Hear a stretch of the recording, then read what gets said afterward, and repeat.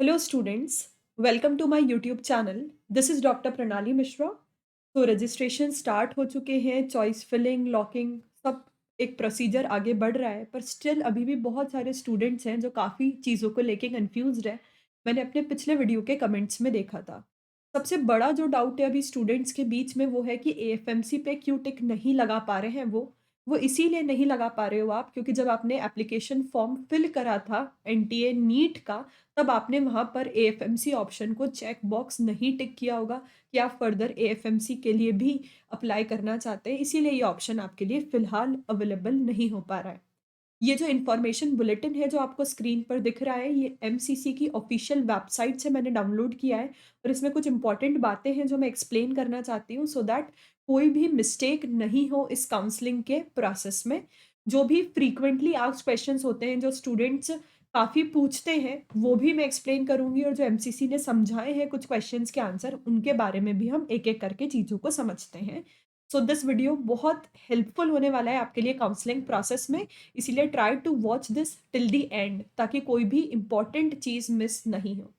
तो बात अगर हम करते हैं इस इन्फॉर्मेशन बुलेटिन 2021 के रजिस्ट्रेशन एंड काउंसलिंग प्रोसेस की, तो उसमें क्या है कि कैंडिडेट्स को बोला गया है कि जो अपना ईमेल एड्रेस है और मोबाइल नंबर है, उसे बिल्कुल वेरीफ़ाई कर दीजिए आप। कैसे वेरीफ़ाई करना है मैंने उस वीडियो में बताया भी था, जिसकी लिंक मैंने डिस्क्रिप्शन बॉक्स में दी है, ताकि कुछ भी इन्फॉर्मेशन जो आती है एमसीसी की तरफ से, वो इसी ईमेल पे और इसी एसएमएस पे, इसी मोबाइल नंबर पे एसएमएस से आएगी।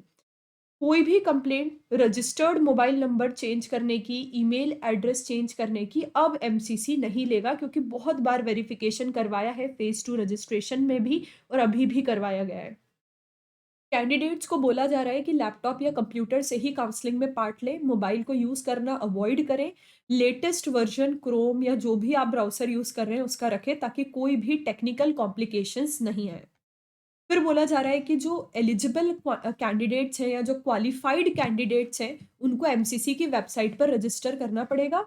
एमसीसी की वेबसाइट है www.mcc.nic.in, ये भी मैंने डिस्क्रिप्शन में दी है, ताकि आप काउंसलिंग के प्रोसेस में पार्टिसिपेट कर पाएँ और आपको सीट मिल पाए, सीट अलॉट हो पाए। ठीक है? कोई भी सीट नॉमिनेशन से या मैन्युअली आपको नहीं मिलेगी बिना काउंसलिंग में पार्टिसिपेट किए। राउंड 1 जो होगा वो ऑल इंडिया कोटा के लिए होगा, जो सभी स्टेट्स की 15% सीट्स होती है जो ऑल इंडिया कोटा के अंदर आती है उसके लिए होगा। जो कुछ सेंट्रल इंस्टीट्यूट्स होते हैं, है ना? और ऐसे ये यहाँ यूनिवर्सिटीज़ होती है, एम्स है, जिपमेर है, डीम्ड यूनिवर्सिटीज़ हैं, एएमयू, बीएचयू और बीएससी नर्सिंग, इसके लिए ये काउंसलिंग होने वाली है। और बेटा मैं एक और वीडियो बनाऊँगी आपको समझाने के लिए कि डीम्ड यूनिवर्सिटी और प्राइवेट यूनिवर्सिटी में बेसिकली क्या डिफरेंस। तो मेन काउंसलिंग रजिस्ट्रेशन जो होगा, इसमें क्या होने वाला है, पेमेंट होने वाला है। जो इस पूरा आप रजिस्ट्रेशन फिल करा होगा, बहुत सारे बच्चे कर चुके होंगे, उसमें पेमेंट भी आपको करना होगा। तो इसमें क्या रहेगा कि जो भी आपका टोटल पेमेंट है, उसमें से जो कुछ पार्ट होता है, वो नॉन रिफंडेबल रजिस्ट्रेशन फ़ी होता है कि आपने इस काउंसलिंग में पार्ट लिया है, आपने रजिस्ट्रेशन किया है, काउंसलिंग में पार्ट लिया है, तो वो वाला अमाउंट आपको रिफंड नहीं करेंगे। और कुछ पार्ट होता है जो रिफंडेबल सिक्योरिटी डिपॉज़िट होता है, कि अगर आपको कोई कॉलेज अलॉट नहीं होता है, तो जिस भी कार्ड से आप पे कर रहे हो, उस कार्ड में ये जो थोड़ा अमाउंट है आपके रजिस्ट्रेशन का, वो क्या हो जाएगा, वो आपको रिफंड कर दिया जाएगा। पर अगर आप काउंसलिंग में पार्ट लेते हैं और आपको सीट अलॉट होती है, तो फिर ये रिफंडेबल सिक्योरिटी डिपॉज़िट आपको नहीं मिलेगा। फिर दूसरी बात है बेटा कि चॉइसेस और लॉकिंग ऑफ चॉइस भी काउंसलिंग 1 में आपको करनी है रजिस्ट्रेशन के बाद। सीट अलॉटमेंट होगा आपको फिर आपके मार्क्स के अकॉर्डिंग। इसका जो रिज़ल्ट होगा कि किसको क्या सीट अलॉट हुई है, ये एमसीसी की ऑफ़िशियल वेबसाइट पर आएगा राउंड 1 का। फिर क्या होगा, जिसको सीट अलॉट हुई है, वो अपने डॉक्यूमेंट्स लेके, जो मैं बताऊँगी क्या-क्या डॉक्यूमेंट्स हैं, उस अलॉटेड कॉलेज में फिज़िकली जाएँगे और वहाँ पर अपना रिपोर्ट करेंगे कि हाँ, हमें सीट अलॉट हुई थी और हम ये सीट लेने के लिए आए हैं। फिर होगा राउंड 2, ठीक है? उसमें क्या होगा कि कैंडिडेट जो रजिस्टर कर चुके हैं राउंड 1 के लिए और जिन्हें सीट नहीं अलॉट हुई है, उनको फिर रजिस्ट्रेशन करने की ज़रूरत नहीं है। लेकिन ऐसे स्टूडेंट्स जो राउंड 1 में पार्टिसिपेट नहीं, राउंड 1 में रजिस्ट्रेशन नहीं किया, राउंड 1 में जो है पार्टिसिपेट नहीं करा, ठीक है, या फिर उन बच्चों को फ्रेश न्यू रजिस्ट्रेशन करना पड़ेगा फॉर राउंड 2, ठीक है, जिन्होंने राउंड 1 के लिए रजिस्टर नहीं करा था और फीस भी पूरी पे करनी होगी। दूसरे बात, जिन्होंने रिजाइन कर दिया है या रिपोर्ट नहीं करा है राउंड 1 में, उनको राउंड 2 में पार्ट लेने के लिए कोई रजिस्ट्रेशन करने की जरूरत नहीं है। तीसरी बात, फ्रेश चॉइस फिलिंग होगी राउंड 2 की, कि आप राउंड 2 में कौन सा कॉलेज लेना चाहते हैं, फिर से आपको चॉइस फिलिंग करनी रहेगी, चॉइस लॉकिंग करनी रहेगी। फिर क्या आएगा, रिजल्ट आएगा ऑफ राउंड 2 काउंसलिंग एमसीसी की वेबसाइट पर।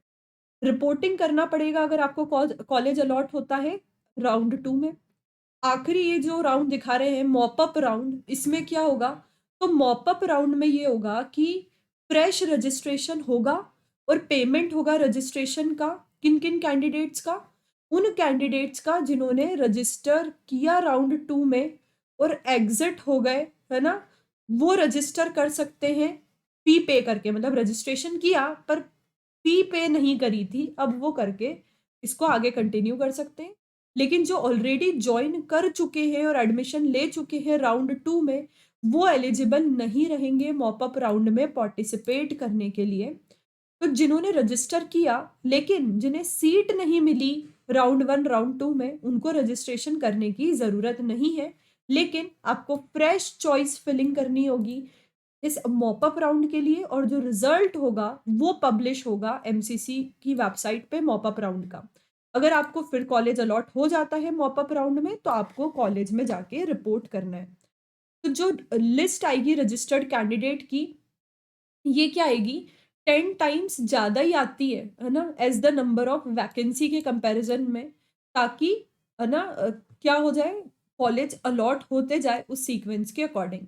अब ये जो फाइनल स्ट्रे वैकेंसी राउंड क्या होता है, कि इसमें क्या होगा कि ऑल इंडिया कोटा की जो स्ट्रे वैकेंसी राउंड होगा फॉर स्टेट, इसमें contributed seats will be conducted by MCC, ठीक है।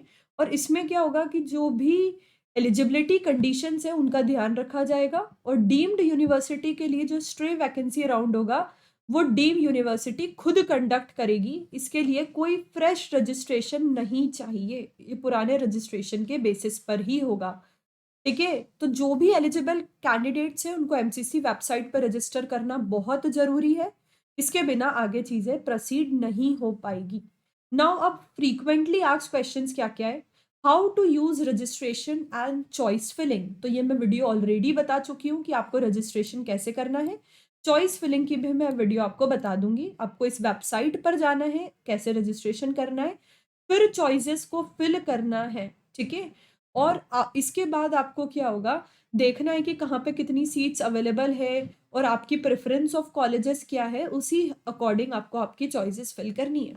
दूसरा क्वेश्चन है कि क्या आपको कोई डॉक्यूमेंट्स जरूरी है ऑनलाइन रजिस्ट्रेशन के टाइम, ठीक है। तो ये जो चीज़ है बेटा, कि आपको उन्हीं डॉक्यूमेंट्स की ज़रूरत होगी, है ना, इन्फॉर्मेशन देने के लिए। सिर्फ अभी कुछ स्कैन करके अपलोड नहीं करना है रजिस्ट्रेशन के टाइम, सिर्फ आपको इन्फॉर्मेशन फिल करने के लिए ये डॉक्यूमेंट्स लगेंगे कि रोल नंबर क्या था और जो भी डिटेल्स आपने भरी, ठीक है। ऐसा बोला जा रहा है कि अपना पासवर्ड और ओटीपी किसी से शेयर नहीं करना है इस ऑनलाइन अलॉटमेंट प्रोसेस में, है ना, ये मिसयूज हो सकता है, इस चीज़ का भी ध्यान रखना। क्या इन्फॉर्मेशन लगेगी ऑनलाइन रजिस्ट्रेशन के लिए, तो आपको क्या क्या इन्फॉर्मेशन लगेगी, तो जितनी भी एडमिट कार्ड पे जो आप पहले दे चुके हो, है ना, इन्फॉर्मेशन, वो ही आपको रिफिल करनी रहेगी, और कुछ एक्स्ट्रा चीज़ें पूछेंगे। और दूसरी बात ये है कि ये जो रजिस्ट्रेशन वीडियो है ये आप देख लो डिस्क्रिप्शन बॉक्स में कि कैसे रजिस्ट्रेशन किया है। क्या डॉक्यूमेंट जरूरी रहेंगे ऑनलाइन काउंसलिंग के टाइम, तो ऑनलाइन अलॉटमेंट के टाइम कोई भी डॉक्यूमेंट्स नहीं लगेंगे रजिस्ट्रेशन प्रोसेस में।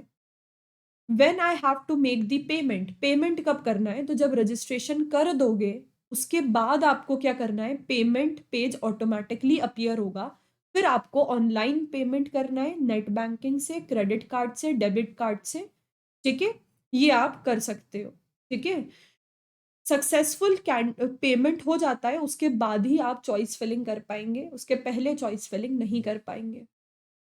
फिर क्या होगा कि कोई रेस्ट्रिक्शन है क्या कि आप कितने चॉइसेस भर सकते हो, तो ऐसा है कि कितनी भी चॉइसेस आप भर सकते हो ऑनलाइन चॉइस फिलिंग में, ठीक है? लेकिन ये चॉइसेस एक ऑर्डर में होना चाहिए कि आपकी पहली प्रायोरिटी कौन-सा कॉलेज है, दूसरी प्रायोरिटी कौन-सा कॉलेज है, ठीक है? कॉमन सॉफ्टवेयर ही होगा। जैसे हो सकता है ना कि कोई स्टूडेंट क्या चाहता हो, कोई स्टूडेंट चाहता हो कि या तो सबसे पहले मुझे एम्स दिल्ली मिले, फिर मुझे एम्स भोपाल मिले, और अगर ये नहीं मिल रहा है तो तीसरा जिपमेर मिले। तो उसी सीक्वेंस में चेक होगा कि आप किसके लिए एलिजिबल हैं, तो सीक्वेंशियल आपको भरना है, ठीक है? Can I have some idea about the seat I am likely to get at any marks, ठीक है? तो आपको क्या करना है कि अगर आपको अपने मार्क्स के अकॉर्डिंग देखना है, थोड़ा आइडिया लेना है कि आपको क्या मिल सकता है, तो आपको क्या करना पड़ेगा, प्रीवियस ईयर का जो अलॉटमेंट लिस्ट है, वो आप देख के थोड़ा-सा रफली जो है आइडिया लगा सकते हो। ओपनिंग एंड क्लोजिंग मार्क्स के अकॉर्डिंग जो कहाँ पर अवेलेबल है, डाउनलोड सेक्शन में अवेलेबल है एमसीसी की वेबसाइट में। अभी वीडियो के आखिरी में मैं आपको बता दूँगी कि कैसे डाउनलोड कर सकते हैं, ठीक है? From result to mock counselling and indicative seat allotment, है ना? ये सारी चीज़ें आपको पता चल जाएगी। अब ये पूछ रहे हैं कि क्या ज़रूरी है चॉइसेस को फिल करना और चॉइसेस को लॉक करना? तो ऑनलाइन रजिस्ट्रेशन के बाद, फी पेमेंट के बाद बहुत ज़रूरी है कि आप चॉइसेस को अपने प्रेफर्ड ऑर्डर में, सीक्वेंस में फिल करें और उसके बाद लॉक करें। अगर आपने लॉक करके सबमिट नहीं करा है, तो आपको अपने जैसे आपने फिल तो कर दिया है ना? लेकिन लॉक करना भूल गए, तो क्या होगा? अपने आप लॉक हो जाएगा शेड्यूल का जब भी आखिरी टाइम होगा उसके अकॉर्डिंग, है ना? एक ये और चीज़ इम्पोर्टेंट है, अगर आपने रजिस्टर नहीं करा और फिल नहीं करी है चॉइसेस को रजिस्ट्रेशन पीरियड में, आपको कोई सीट अलॉट नहीं होगी, ठीक है? अगली बात पे आते हैं। जब भी आप रजिस्टर और लॉक करते हो चॉइसेस को, तो उसका प्रिंट आउट ज़रूर निकाल लेना। एक बार अपनी सबमिटेड चॉइसेस को चेक कर देना लॉकिंग के पहले, क्योंकि एक बार लॉक कर दिया उसके बाद किसी भी टाइप का मॉडिफिकेशन यहाँ पर पॉसिबल नहीं है, ठीक है? इससे आपको वही ऐसा ना हो जाए कि वो सीट अलॉट हो जाए जो आपकी आखिरी प्रेफ़रेंस थी, इसीलिए आप इसको चेक कर लीजिए। क्या ज़रूरी है अलॉटेड मेडिकल या डेंटल कॉलेज को जॉइन करना जो आपको राउंड 1 में मिला है, राउंड 2 में पार्टिसिपेट करने के लिए? तो ज़रूरी नहीं है कि आपको राउंड 1 में, है ना?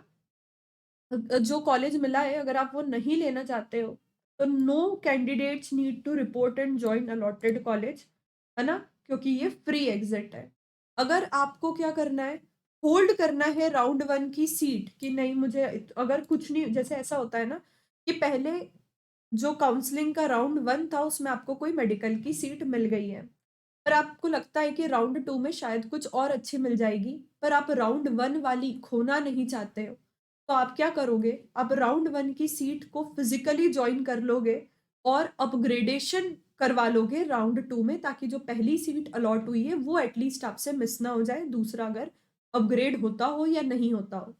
अगला क्वेश्चन है कि अगर कैंडिडेट रिपोर्ट नहीं करता है at the allotted college during round 2, whether he has to register again for the mop up round। अगर कैंडिडेट नहीं करता है जाके रिपोर्ट जो उसको राउंड 2 में कॉलेज मिला है, तब कैंडिडेट का जो सिक्योरिटी अमाउंट है ना? वो तो हो जाएगा, ले लेगी एमसीसी, और उसको रजिस्टर करना पड़ेगा फ्रेश मॉप अप राउंड में विथ फ्रेश पेमेंट, ठीक है?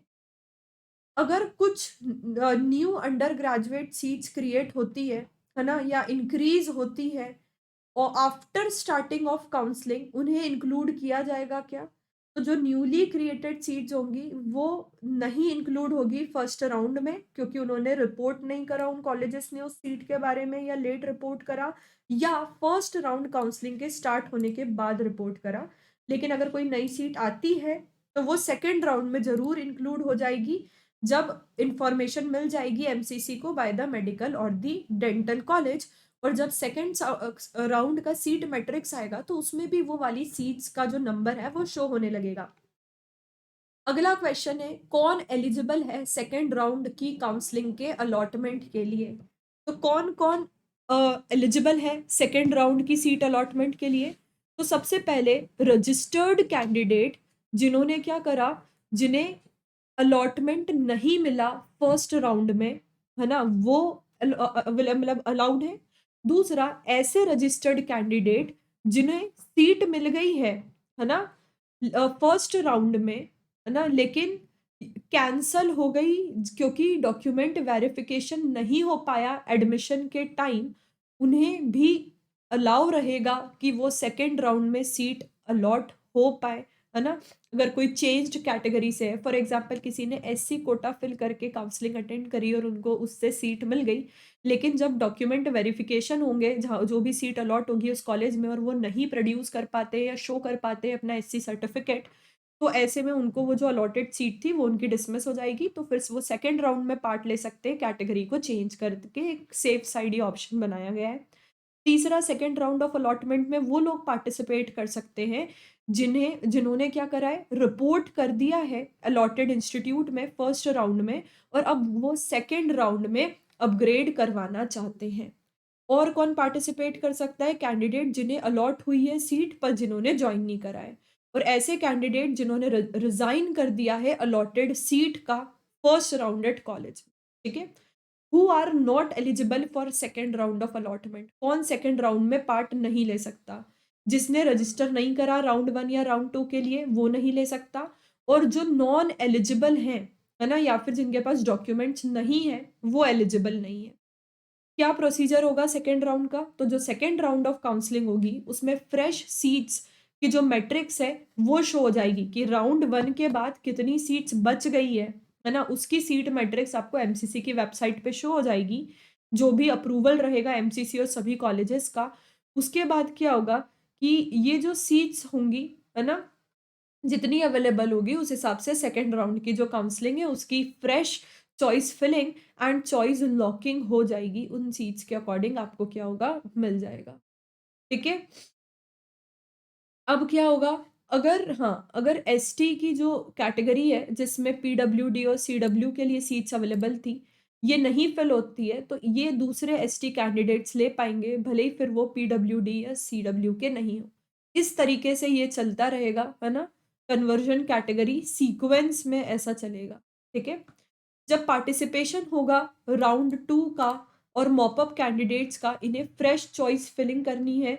विंडो ओपन होगी, चॉइस जो फर्स्ट राउंड में फिल करी थी अब उसको कंसिडर नहीं किया जाएगा, सेकेंड राउंड में फ्रेश चॉइस फिलिंग करना है। ठीक है? और ये सारी चीज़ों का आपको बहुत ध्यान रखना है, टाइम टू टाइम वेबसाइट पर आपको विजिट करते रहना है। सेकेंड चॉइस फिलिंग के अकॉर्डिंग ही क्या होगा, रिजल्ट पब्लिश होगा, इसीलिए चॉइस फिलिंग को भूलना नहीं है सेकेंड राउंड में करना।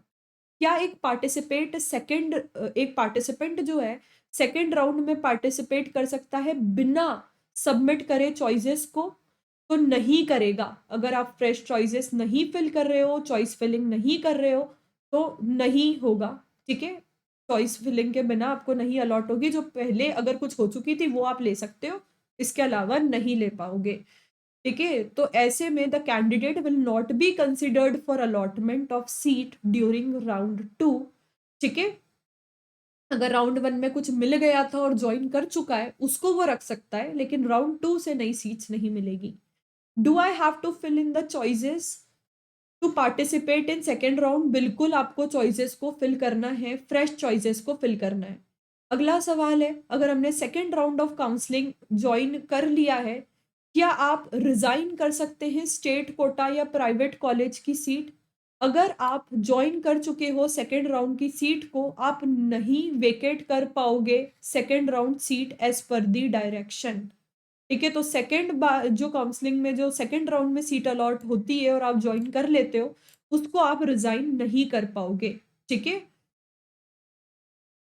अगर नहीं ज्वाइन करा है तो कोई प्रॉब्लम नहीं है, लेकिन अगर ज्वाइन करने के बाद आप उसको लीव नहीं कर सकते सेकेंड राउंड में।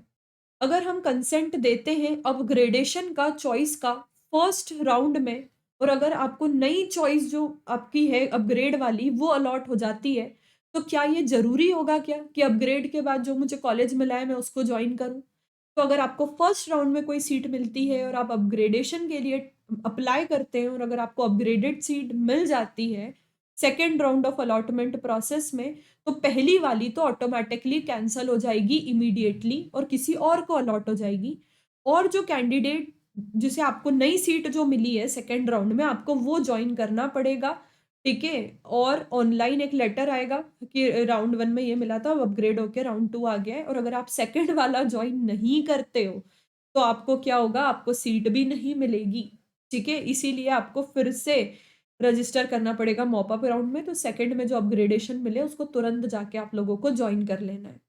If I forget my password that I have created during the process, क्या होगा? अगर तुम पासवर्ड भूल गए, ठीक है? तो आप अगर पासवर्ड भूल जाते हो जो आपने रजिस्ट्रेशन के टाइम पे रखा था, ठीक है? तो वही सिक्योरिटी क्वेश्चन आएगा, उस सिक्योरिटी क्वेश्चन का आपको आंसर देना रहेगा, तब जाके आप अपना इसको याद कर पाओगे, है ना? जो आपने न्यू कैंडिडेट रजिस्ट्रेशन प्रोसेस के टाइम किया था, ठीक है? फिर ईमेल आईडी के थ्रू आप करोगे न्यू पासवर्ड बना के। डिफ़िकल्टी इन लॉगिंग, क्या-क्या प्रॉब्लम हो सकती है ना? तो ये प्रॉब्लम हो सकती है कि आप या तो कुछ स्पेलिंग गलत लिख रहे हो, रोल नंबर गलत लिख रहे हो, एप्लीकेशन का इंटरनेट कनेक्शन सही नहीं है, ये सारी प्रॉब्लम्स होगी, तभी होगा कि डिफ़िकल्टी इन लॉगिंग आ रही है। अब क्या होगा, I have difficulty in creating problem I have difficulty in creating password. Password अगर नहीं क्रिएट हो रहा है, इसका मतलब है कि आप पासवर्ड वाली जो है ना सारे प्रोटोकॉल्स फ़ॉलो नहीं कर रहे हो कि 8 टू 13 वर्ड का लेटर का पासवर्ड होना चाहिए, एक कैपिटल होना चाहिए मिनिमम, एक स्मॉल होना चाहिए मिनिमम, कुछ नंबर यूज़ होना चाहिए, हैशटैग या @ यूज़ होना चाहिए। आप कुछ ऐसी गड़बड़ी कर रहे हो। When I try to log in for choice filling submission, it say wrong roll number password. ठीक है? तो वही है कि अगर आप पासवर्ड या वो इनकरेक्ट कर रहे हो रोल नंबर, या तो आप कैपिटल स्मॉल लेटर्स जो है कैप्स लॉक उसका ध्यान नहीं रह रहे हो, तभी ये प्रॉब्लम हो सकती है। What are the guidelines for fresh choice filling before second round of online allotment process? ठीक है? तो अगर कोई सीट आपको अलॉट होती है राउंड 2 में, जो आपने चॉइस फिल करी थी बिफोर राउंड 2 उसके अकॉर्डिंग, तो जो सीट अलॉट होगी फर्स्ट राउंड में वो ऑटोमैटिकली कैंसल हो जाएगी। इसीलिए कैंडिडेट को फिल करनी है चॉइस केयरफुली, ताकि हायर प्रेफ़रेंस वाली आपको मिलेगी, तो जो पहले की थी वो कैंसल हो जाएगी और ऐसे में आपको क्या करना है, दूसरे जगह जाके तुरंत जॉइन कर लेना है। ठीक है? अब ये पूछ रहे हैं कि can I modify my choices during the period of exercising of choices and locking? मतलब लॉक करने के पहले क्या मैं मेरे चॉइसेस को मॉडिफाई कर सकता हूँ क्या? बिल्कुल कर सकते हो। लॉक करने के बाद नहीं कर पाओगे। ठीक है? प्रिंट ज़रूर करना है जो भी चॉइसेस आपने फिल करी थी, है ना? उनका, ताकि आपको एक पता रहे कि क्या फिल किया था और आपको क्या मिल रहा है। ठीक है? If I get an upgraded seat during second round, can I join that college directly? तो आप डायरेक्टली नहीं कर पाओगे। अगर आपको सेकंड राउंड में आपकी सीट अपग्रेड हो रही है, तो आपको एक ऑनलाइन जनरेट होता है रिलीविंग लेटर, ठीक है? पहले इंस्टीट्यूट का, वो आपको आपके इस पे आ जाएगा एमसीसी के जो लॉगिन करते हो, वो रिलीविंग लेटर के बिना आपको जॉइन नहीं कर पाओगे seat allotment in the round 2। ठीक है? तो अपग्रेडेशन वाले जो होंगे अभी फर्स्ट राउंड के बाद सेकंड राउंड में, उनको ये रिलीविंग लेटर का बहुत ज़्यादा ध्यान रखना। ठीक है?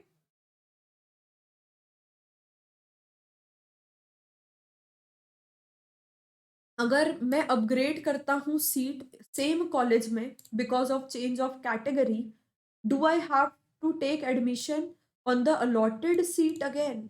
तो अगर आप क्या करोगे, आपको फिर भी रिलीविंग लेटर लेके ही जाना पड़ेगा अगर आप अपनी कैटेगरी को भी चेंज करवा के सीट अगर ले रहे हो तो। ठीक है? अगला क्वेश्चन है कि मॉप अप राउंड में क्या रहेगा? तो जो सेकंड काउंसलिंग के बाद जो सीट बच जाती है, जो लोग जॉइन नहीं करते हैं या रिपोर्ट नहीं करते हैं राउंड 2 वाले, उसकी सीट मैट्रिक्स क्या होगी, फिर एमसीसी की वेबसाइट पे पब्लिश हो जाएगी। तो जो भी एलिजिबल कैंडिडेट हैं, उनको फ्रेश चॉइसेस भरनी पड़ेगी और फिर रिपोर्ट्स उनकी मेरिट के बेसिस पे उनको मिलेगी। अब अगला क्वेश्चन क्या है, what to do if by mistake हमने डीम्ड यूनिवर्सिटी की सीट ले ली है ना, और तुम्हें सिर्फ ऑल इंडिया कोटा चाहिए, इसको कैसे करेक्ट करोगे?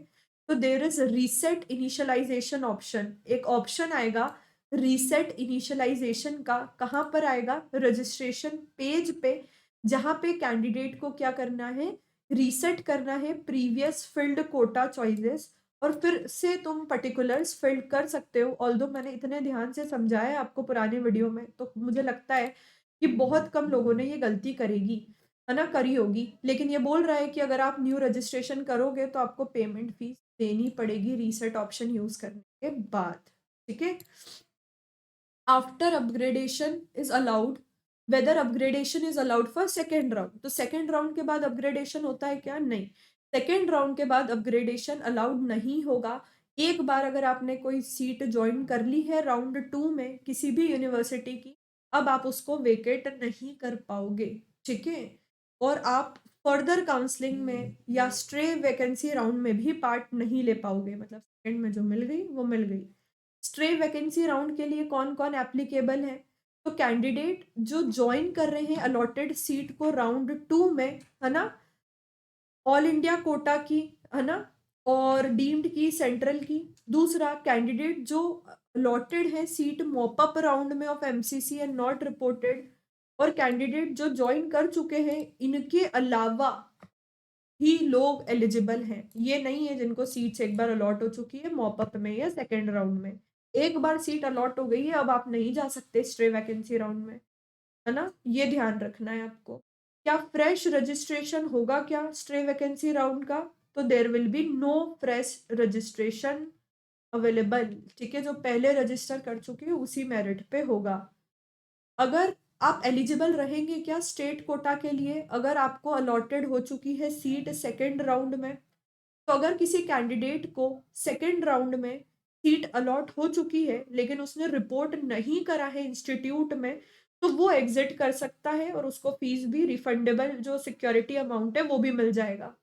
लेकिन अगर कैंडिडेट ने जॉइन कर ली है seat second round of counselling में, तो फिर वो एलिजिबल नहीं है उस सीट को एग्जिट करने के लिए या किसी और राउंड में पार्ट लेने के लिए। ये ध्यान रखना बिल्कुल। कितना टाइम मुझे मिलेगा अलॉटेड कॉलेज को जॉइन करने के लिए? तो आपको 2 से 3 दिन का टाइम मिलेगा कि आप जाओ और उस अलॉटेड कॉलेज में फिज़िकली जाके वेरीफ़ाई करवाओ और सीट को आप ले लो। क्या-क्या डॉक्यूमेंट्स चाहिए at the time of joining and reporting? तो आपको ओरिजिनल डॉक्यूमेंट लगेंगे। सभी डॉक्यूमेंट्स में आपको आपकी साइन करी हुई फ़ोटोकॉपीज़ भी लेके जाना है आपको। और क्या-क्या लगेगा मैं बता देती हूँ। आपको अलॉटमेंट लेटर लगेगा जो एमसीसी से आएगा। दूसरा आपको एडमिट कार्ड लगेंगे, है ना? जो एग्ज़ाम में इश्यू हुआ था। आपको रिज़ल्ट और रैंक लेटर जो है वो लगेगा। डेट ऑफ बर्थ सर्टिफिकेट, आपका बर्थ सर्टिफिकेट, 10th क्लास की मार्कशीट, 12th क्लास की मार्कशीट और सर्टिफिकेट्स सब कुछ लगेगा। आपको 8 पासपोर्ट साइज फोटोग्राफ लगेंगे। वही फोटोग्राफ होने चाहिए जो आपने एप्लीकेशन फॉर्म पे लगाए थे। आपको आइडेंटिटी का प्रूफ लगेगा। आपको Aadhaar card, PAN card, driving licence and passport. Next, आपको अगर आप एनआरआई है, ओसीआई है या पीआईओ है या फॉरेन नेशनल्स हैं, तो आपको आपका पासपोर्ट कॉपी देना होगा, एम्बेसी सर्टिफिकेट देना होगा, स्पॉन्सरशिप एफिडेविट देना होगा और रिलेशनशिप एफिडेविट देना होगा। अगर कैंडिडेट्स कोई कैटेगरी को बिलॉन्ग करते हैं जैसे एससी, एसटी, ओबीसी, डिसेबिलिटी या ईडब्ल्यूएस, तो आपको उस प्रिस्क्राइब्ड फॉर्मेट में आपका डॉक्यूमेंट को प्रोड्यूस करना रहेगा एज अ प्रूफ। अगर आपके पास बर्थ सर्टिफिकेट है, कास्ट सर्टिफिकेट और अदर्स सर्टिफिकेट है, will it be acceptable at the time of reporting? तो सर्टिफिकेट्स जो कॉम्पिटेंट अथॉरिटी से स्टैंडर्ड फॉर्मेट में बने हुए हैं वो इंग्लिश या हिंदी लैंग्वेज में होना चाहिए, ठीक है? इंग्लिश लैंग्वेज में होंगे तो ज़्यादा बेहतर रहेगा और वही आपको अपने ओरिजिनल सर्टिफिकेट के साथ लगाने हैं। अगर कुछ स्पेलिंग ऑफ नेम में प्रॉब्लम है डॉक्यूमेंट और एप्लीकेशन में तो क्या होगा? अगर कुछ प्रॉब्लम है डॉक्यूमेंट की स्पेलिंग में जो आप प्रोड्यूस कर रहे हो और जो आपने एमसीसी में दिया है, आपको प्रूफ देना होगा कि डॉक्यूमेंट आपके ही हैं in the form of the affidavit. अगर आपके ओरिजिनल डॉक्यूमेंट्स नहीं हैं at the time of allotted college तो क्या होगा? तो कैंडिडेट्स जिन्हें अलॉट होगी सीट नीट यूजी कैटेगरी की काउंसलिंग ऑफ एमसीसी के द्वारा, उन्हें इन्फॉर्म किया जाता है कि एडमिशन के टाइम आपको फिजिकल वेरिफिकेशन डॉक्यूमेंट का करवाना है, ठीक है? और फिजिकल ही करवाना है। और अगर आपने ओरिजिनल डॉक्यूमेंट्स किसी दूसरे इंस्टीट्यूट में दे रखे हैं, तो उनसे जो ये आता है ना एक लिख के देते हैं वो कि their original certificates are deposited with the institute will not be allowed to take, तो आपको आपके डॉक्यूमेंट्स फिजिकली और ओरिजिनल वहां पर ले जाना है। ठीक है, नेक्स्ट पर आते हैं हम लोग। क्या चेंजेस और modification in the counselling scheme will be implemented from the academic year. तो 20 में जो काउंसलिंग होती थी उसमें all India quota round 1 round 2 होता था, अब 4 राउंड होने लगे हैं, 1 2 मॉप अप और स्ट्रे वैकेंसी। ठीक है, नो सीट्स जो होगी वो वापस से स्टेट में जाएगी। अब तो सब यहीं पे स्टेट को, पहले क्या होता था कि राउंड 1 राउंड 2 के बाद जो सीट बच जाती थी स्टेट वालों को दे देते थे कि आप काउंसलिंग करवा रहे हो उसी में ऐड कर लो। अब ऐसा नहीं होगा। ठीक है, इन चीजों का आपको ध्यान रखना है, और ये पॉलिसी में जो चेंज आया है इस बार, ठीक है, ये वो है। तो चलिए, आप अच्छे से काउंसलिंग देना, कोई भी मिस्टेक मत करना। आप जो भी डाउट है आपके डाउट बॉक्स में पूछ सकते हैं। चैनल को बिल्कुल सब्सक्राइब कर दो और अपने दूसरे काउंसलिंग वाले फ्रेंड से शेयर करना।